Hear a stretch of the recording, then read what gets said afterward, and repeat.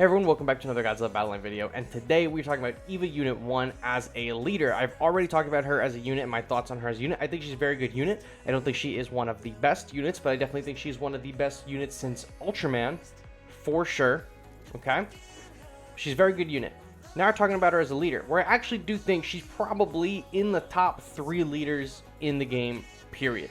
Her ability is wild. She's easily shaping up to be an extremely powerful character, and this combined with the level changes, what makes it easier to evolve, or not evolve, the level changes that make it easier to level up your 4-star monsters is gonna help her out here a ton, okay? You're gonna be able to get her up, like, it's rentable at 10 right now, mine's level 15, and she is just working kids over here. It's crazy. People are dropping trains and Mogera and Kiryu on me all day because they think that, you know, Unit 1 or my Unit 1 is a low level. Not the case. I got a beefy one, right? So maybe my experience is different because mine is stronger, but my experience is just to show you guys like what's to come when your Evangelion Unit 1 also hits this high of a level, right?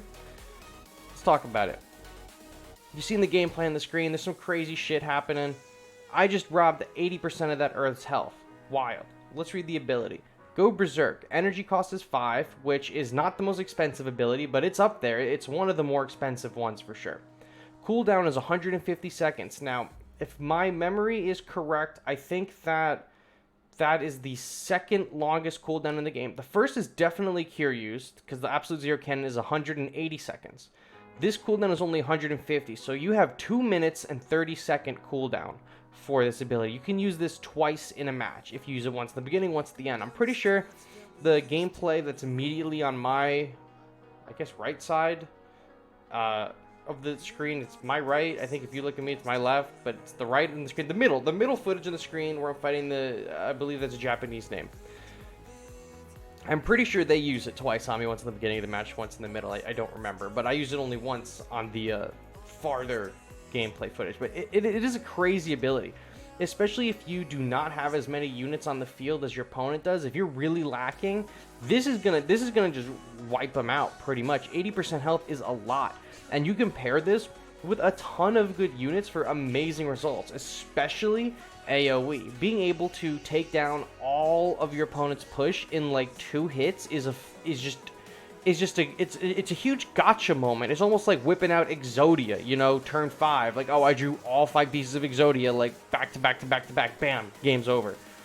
I'm not saying that EVA Unit 1's ability is going to help you end the game, but it's going to for sure end the push and change the tempo of the match. Like, you know, you could be playing defense this whole time, defense, and then you drop that, and then you can push for offense, change the whole tempo of the game, put them on their toes. That is huge. Not a game ender quite like Kiryu is, where Kiryu hit them for 90% on the leader, and then train bomb them or Mogera them or Dimension Tide or whatever you're going to do to them.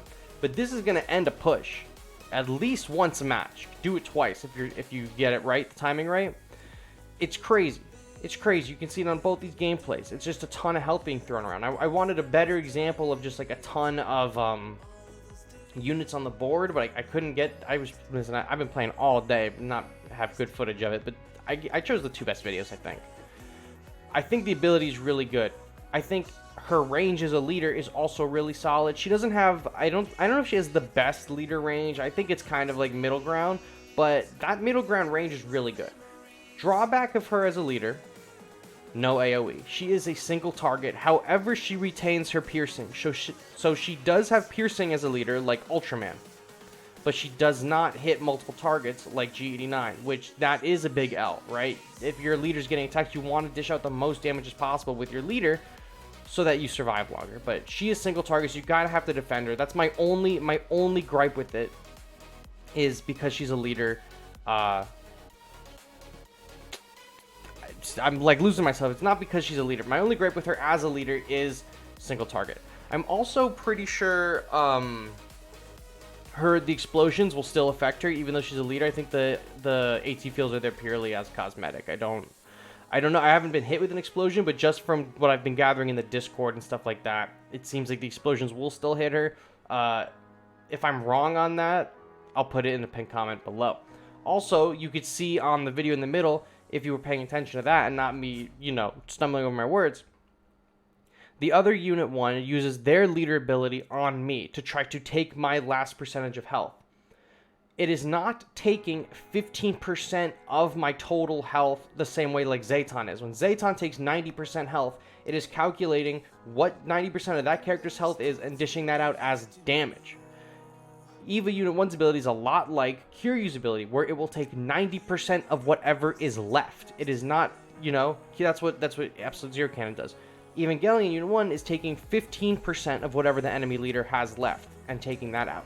And with any unit, it's 80% of what they have left. So they could be at 1% health, you use this on them, or they could be at 1 health, right? And you use this ability on them, it's going to bring them down to 0.01 health, right? Or, I'm sorry, 0.2 health. So keep that in mind, because that was this person's mistake in the middle game. They tried to do that to me at the end of the match. It didn't kill me, and they burned 5 energy on that, and I was able to get the upper hand, right? You got to be careful of that. I think this is a phenomenal leader ability. I'm going to have to redo a leader tier list at some point. We've gotten a lot of leaders, but this is really good. This is a really, really good one. Anything that's going to help you either boost your units or get rid of the other units on the field is always going to be a good thing.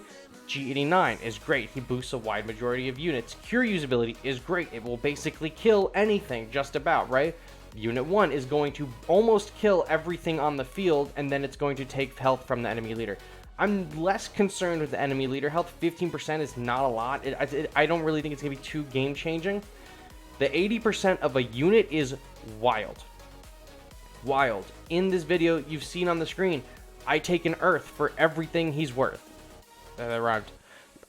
It's wild. So if there's just a monster push coming, just drop this for 5, and you could theoretically, like if they dropped Earth, Mechagodzilla, Hedorah, Biollante, and that's like, you could do a total of like 18 energy drop, and then you just drop for 5 this, and you basically kill everything, then drop Dimension Tide, you kill him. It's done. It's wild. It is, and there's no way for your opponent to counter it. They would have to drop Psychic Chorus, like, as soon as this is over, or hopefully their Fire Rodan dies and heals all the units. You cannot stop this from happening. It's like the Absolute Zero Cannon. Big drawback is the animation sequence is sick, looks very sick, takes a while to activate. So while Unit 1 is doing her animation, she can be hit. That is a big area of vulnerability for her. I forgot to mention before, I'm mentioning it now. When you use that animation for her, she can be hit, and she is extremely viable because she's not defending herself. Granted, when the animation is done, the enemy units will lose 80% of their health, but if you do not have a character like on deck, like they're already doing damage, you're going to lose a ton of health. You are going to lose a ton of health. It is really a high-risk play when the enemies are close.